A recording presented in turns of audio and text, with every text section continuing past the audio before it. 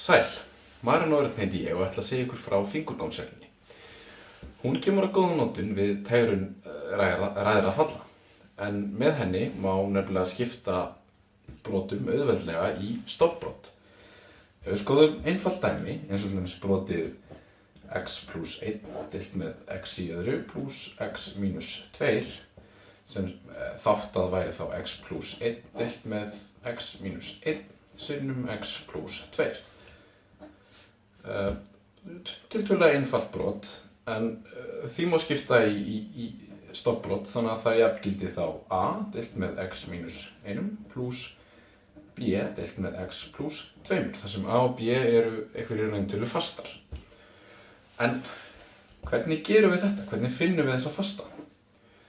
Þar kemur fingurgómsreglan til bjargar. Hún hjálpar okkur að ákvarða fastana a og b, hérna, og það sem hún segir að ef alfa er ekki eft og beta, þá ax plus b deilt með x minus alfa sinnum x minus beta í eft og a deilt með x minus alfa plus b deilt með x minus beta. Og þar sem að þessir fastar a og b eru a alfa plus beta deilt með alfa minus beta og b í eft og a beta plus b deilt með beta minus alfa.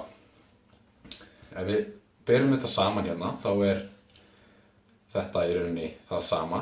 X plus 1 ax plus b og x minus alfa, þar alfa 1 og x minus beta, það beta minus 2. Þeir eru sem sagt rætur þessara hérna margliðu.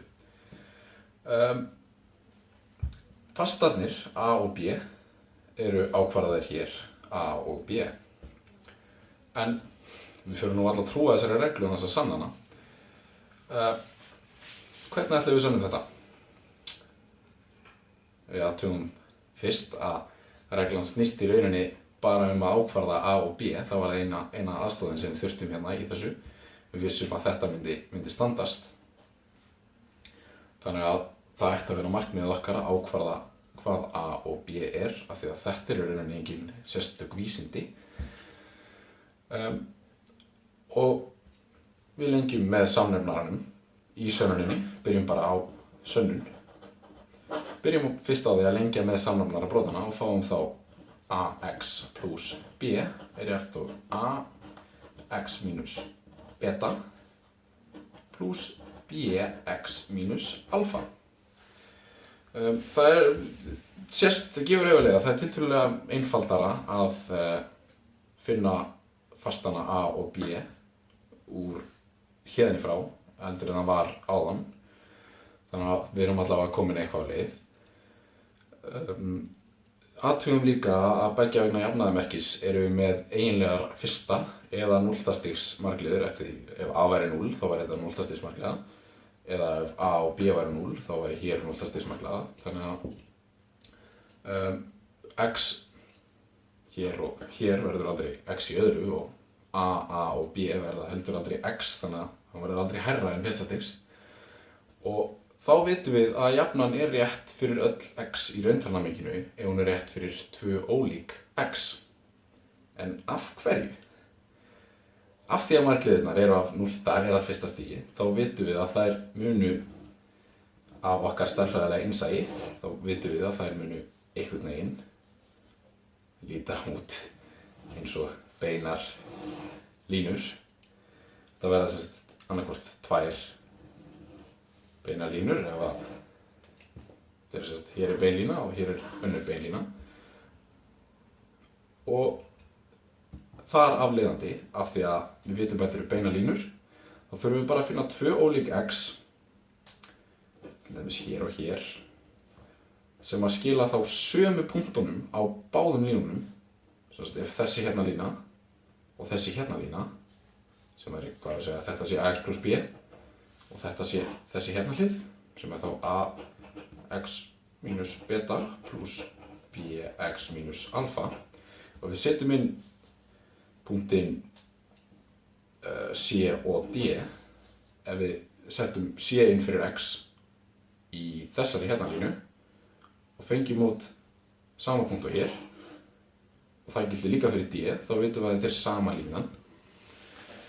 Og þess vegna dugir það okkur að sannreyna bara 2 punkta, af því að það er 2 ólík x segi ég, þá vitum við að þetta er jafngilt. En í þessari sönnun, hvaða x ættum við þá að taka? Er eitthvað sem gefur okkur einhverja vísbendingu það? Já, við sjáum hér eru 2x, ólík x, sem að gætu verið nokkuð heppileg í prófum. Þau eru náttúrulega tekin hér. Hér er búið að setja x inn fyrir alfa inn fyrir x og hér er búið að setja beta inn fyrir x á einhvern hátt hérna.